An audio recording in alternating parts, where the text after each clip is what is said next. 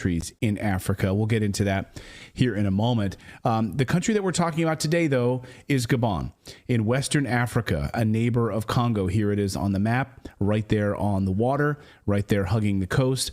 France, of course, colonized Gabon in the late 19th century. It ruled until about 1960. And during that time, of course, France exploited Gabon's natural resources. After it stopped ruling, it still continued to pilfer its resources. They picked their own president to lead that country. He was a puppet of France since the 1960s. The family has been a puppet of the West since the 1960s. Gabon has been under one family leadership, which is still controlled by France as a neo-colonial puppet. And over the past 24 hours, a military coup has unfolded.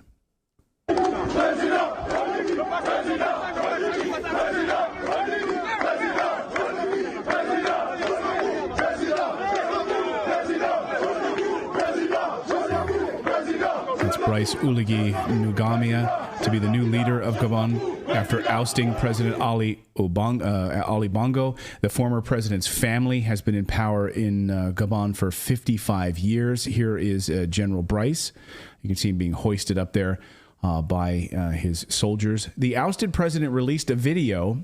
Now, it should be very clear. The video you're about to see and the president you're about to see, who's under house arrest, he's like, I mean, it looks like a little weak man now sitting there. This was Obama's like really close ally. He was the man who did his bidding in Libya for him, helped to destabilize Libya. He's been a puppet of the United States and France for years. And he's stuck in this presidential residence right now, releasing this video. He almost looks like President Biden. He doesn't know what's happening. He doesn't know what's going on. And he's asking for people to make noise. Watch. I'm Ali Bongo Ondimba, President of Gabon, and I'm to send a message to all the friends that we have all over the world to tell them to make noise, For the people here have arrested me and my family. My son is somewhere, my wife is in another place, and I'm at the residence. Right now, I'm in the residence and nothing is happening. I don't know what's going on. So I'm calling you to make noise, really. I'm thanking you. Thank you. Yeah, so to all my people out there who I've kept in poverty for years and enriched myself with the backing of France and the United States and pocketed millions of dollars, I'm calling on all of you, the people I've kept in poverty for so many years and given your resources away to France and the United States. I'm calling on you, good people. I'm calling on you, the good people like Bane and Batman. You, the good people of Gotham, rise up, make some noise for me. Make some noise for me, your little cowardly president. Oh, the people took to the streets, but they're not making noise for him. They're making noise for this coup d'etat. Watch.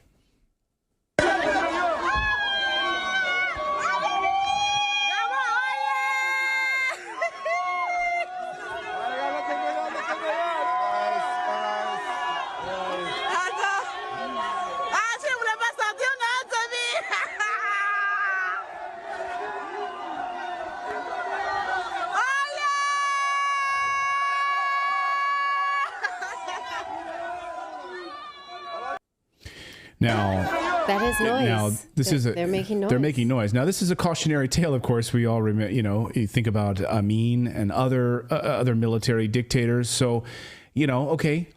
Now you have a military coup. That's not the end of the story by any stretch of the imagination. No. This is just the beginning of the story. So let's temper our celebrations for a moment. What are they celebrating? Down with corruption. Down with President Ali Bongo, who's long been considered a puppet of the West, a well-known puppet of the West. Obama could get him right on the phone to do his bidding, making millions of dollars from the United States and France while keeping his country in poverty. That we know. Suitcases and bags filled with bundles of banknotes, CFA francs, dollars, euros were found in the son. The chief of staff of Noureddin Bongo, which is the eldest son of the deposed President Ali Bongo. So they found just piles of cash, piles of US dollars and CFA francs and euros. Take a look at this. Payoff money. Suitcases. When I get my cash delivered, I like it to be in large duffel bags. Suitcases shipped right to my door. Keep doing our bidding. This was all found in his house. Where's his son? Oh, his son has been grabbed, arrested for treason. Treason for selling out the people of Gabon. Yeah, take our bribes. Allow us to keep stealing your minerals, basically. That's exactly what this money is. It's blood money. You'll be rewarded handsomely for it. A number of French leaders have admitted that without stealing Africa's resources, France would slide into being a third world country. Here's an article from the Global Times. This article is over 10 years old. And it quotes how both former French President Jacques Chirac and Francois Mitterrand admitted that, quote, without Africa, France will slide down into the rank of a third world power. Yes, both Jacques Chirac and Francois Mitterrand had made that prophecy. Without Africa, France will have no history in the 21st century. Without Africa, without pilfering its resources, France would be a third world country. Imagine that. Just think about how Africa could rise up and look like Norway, right? A mineral-rich area just like Norway that exploded in popularity and cost and living. What am I trying to say? Not cost because of living. Of oil and gas discovery in the North Sea in 1969. But right. Not cost of living. I'm trying to say quality of life. Prosperity, yes. GDP explosion. GDP, exactly. France, just as an idea here, now you know why France is freaking the hell out. France controls the pumping of Gabon's oil, and the uranium goes right into France in order to help them build nuclear weapons. Or nuclear reactors for the nuclear power plants that France doesn't want to use anymore. Yeah, exactly. So that uranium that's there in Gabon goes right up to France. France simply lined the pockets of the president, giving him millions of dollars. And this relationship has enriched this family for 55 years. And, of course, the Bongo family controlled the presidential palace under the watchful eye of the United States and France and other Western leaders. France has 110 companies in Gabon. The U.S. extracts over half of its oil. And nearly half of the country lives in abject poverty. How does that work? An oil-rich nation, a mineral-rich nation, just like Norway, except utter poverty thanks to Western control. Perhaps not any longer, though, because the country is wildly rich in manganese, diamonds, gold, uranium. Minerals are so important to the country's economy that the entire economy revolves around the country's mining industry. The country is rich in timber, by the way, just like Canada. The amount of timber this country has is phenomenal. Billions of barrels of crude oil reserves. So no wonder Western powers like France and the United States are scared shitless at the prospect of Africa kicking out Western influence in Niger and other countries. And actually raising their standard of living based on their own resources. Right. And aligning with the BRICS nations. At the Africa Summit a few weeks ago, President Putin saying, we want you to keep your own minerals. You should be able to enjoy your own sovereignty and make partnerships that keep you safe and secure, not be raped by the West.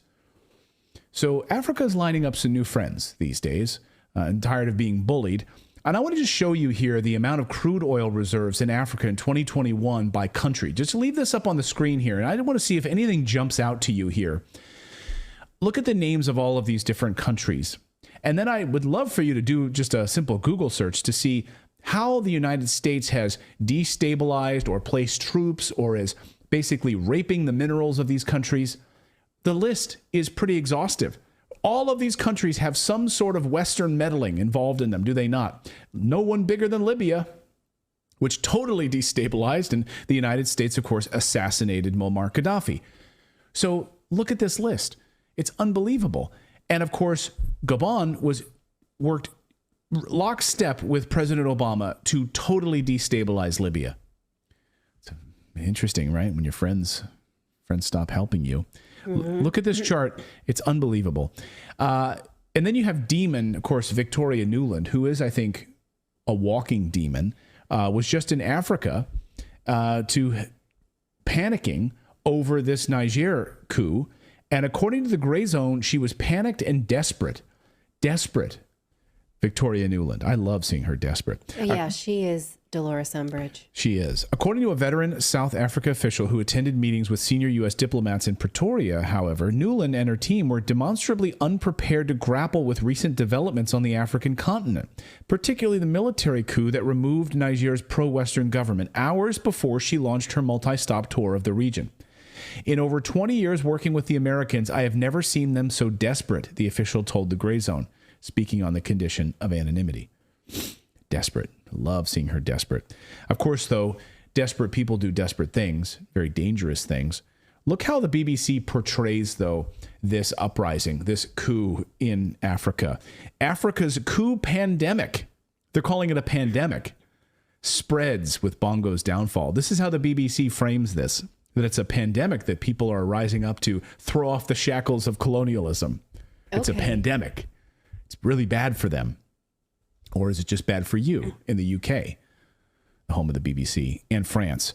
So will France slip into being a third world nation as the result of losing all of these resources and uranium and oil reserves and all these other minerals, manganese and timber that they so heavily rely on? Time will tell, but we're going to keep our eye on this and these other African nations, which are now starting to purge their ranks to make sure that there's not military leaders, perhaps, who are thinking about overthrowing their leadership as well. Right. So there's fear running through Africa tonight. So now it remains for us to watch who are the alliances, right? Because will ECOWAS decide, oh no, this is not acceptable. This is the bloc there that is Western backed that has been speaking out against Niger and saying, oh no, you need to return the country to the previously deposed president.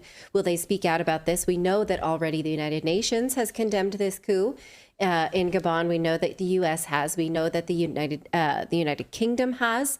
And so why will they say that they condemn this coup? Is it because they're speaking for democracy? Is democracy one family in power for 55 years? Will that be the reason that they give us? So we'll watch. Is this a spreading, I wouldn't call it a pandemic, a spreading ethos of decolonialization, where Africa now takes it seriously and says that our resources should go to enriching our population? Is that true? Or is that overly optimistic? It's time to watch these things seriously now that we see this movement. We're also seeing... Did you guys watch The Crown by chance? Oh, yeah. Love The Crown. So remember like how important Africa has been all the way back then? Like the Queen literally went to Africa to save that relationship. And that's how important it has been to the West for all these years. Yeah. Yeah. Yeah. To have, it's the thing. It's like, why is Africa not stronger? Why is there not some sort of an African EU or where trade is easy among African countries? It's kept that way on purpose by the West. Right. Right. So that Gabon can't easily trade with Congo, its neighbor. Why is that? Because the West tells them not to. Why are they telling us not to? Why are we not allowed to trade with our neighbors? Oh, because France doesn't want us to trade with a country that this is how they keep you under the thumb. They also don't want Africa to industrialize. They want Africa to basically skip that step. The Western countries were able to do that and enrich themselves. Germany, Europe, the United States was able to industrialize in a large capacity. They want them to basically skip that step and be a third world nation that jumps right to using solar power and skip all of the industrialization process. And we're going to watch you do it. So yeah, it's amazing to watch Africa right now. I think it's really a story that needs more attention in the Western media. Thank you so much.